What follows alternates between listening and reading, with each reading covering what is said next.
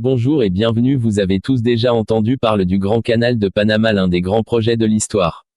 Le canal de Panama est un canal maritime de 77 km de long, qui traverse l'isthme de Panama en Amérique centrale, reliant l'océan Pacifique et l'océan Atlantique. Sa construction a été l'un des projets d'ingénierie les plus difficiles jamais entrepris.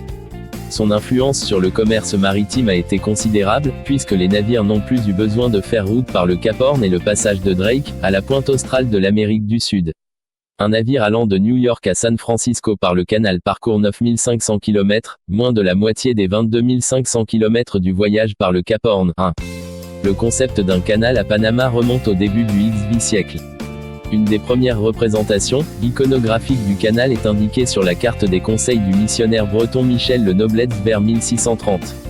La première tentative de construction ne commença qu'en 1880, sous l'impulsion française de Ferdinand de Lesseps, grâce à une collecte de fonds géante à la Bourse de Paris. Après l'échec de cette tentative, le travail fut terminé par les États-Unis sous la direction de George Washington Goethals, et le canal ouvrit le 15 août 1914. La construction des 77 km du canal a été parsemée de problèmes, des maladies comme le paludisme et la fièvre jaune, au glissement de terrain. Le nombre de travailleurs qui périrent de maladies durant la construction a été évalué à plusieurs milliers, plus de 5600 pour la seule période française 1881 à 1889. Le canal de Panama relie le golfe de Panama, dans l'océan Pacifique, à la mer des Caraïbes et à l'Atlantique. La forme de l'isthme de Panama, qui serpente, fait que le canal s'étire en fait du sud-est, à partir du Pacifique, au nord-ouest, en direction de l'Atlantique. Pour éviter toute confusion, les autorités du canal classent les transits en deux catégories, direction nord, du Pacifique vers l'Atlantique, et direction sud, de l'Atlantique vers le Pacifique.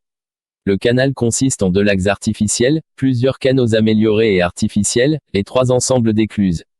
Un lac artificiel supplémentaire, le lac Alaruela, agit comme réservoir pour le canal. Un navire se rendant du Pacifique à l'Atlantique effectue le parcours suivant. À partir des bouées qui en marquent l'entrée dans le golfe de Panama jusqu'aux écluses de Miraflores, les navires parcourent 13,2 km dans le canal, passant sous le pont des Amériques. Le canal peut accueillir des bateaux de différentes tailles, allant des yachts privés jusqu'à de gros navires de commerce. Les bateaux ayant la plus grande taille admissible dans le canal sont désignés, sous l'appellation Panamax. Un nombre croissant de navires dépasse cette taille et sont appelés Post-Panamax. En moyenne, une traversée du canal par un cargo prend environ 9 heures. En 2005, 14 011 navires ont emprunté le canal, représentant un tonnage total de 278,8 millions de tonnes et une moyenne de 40 navires par jour. La première mention d'un canal à travers l'isthme remonte à 1534. Charles Quint suggéra alors qu'un canal à Panama faciliterait le voyage des navires allant au Pérou et en Équateur. Étant donné l'importance stratégique de l'Amérique centrale, en tant que fine portion de terre séparant deux grands océans, d'autres formes de liens commerciaux ont été tentées.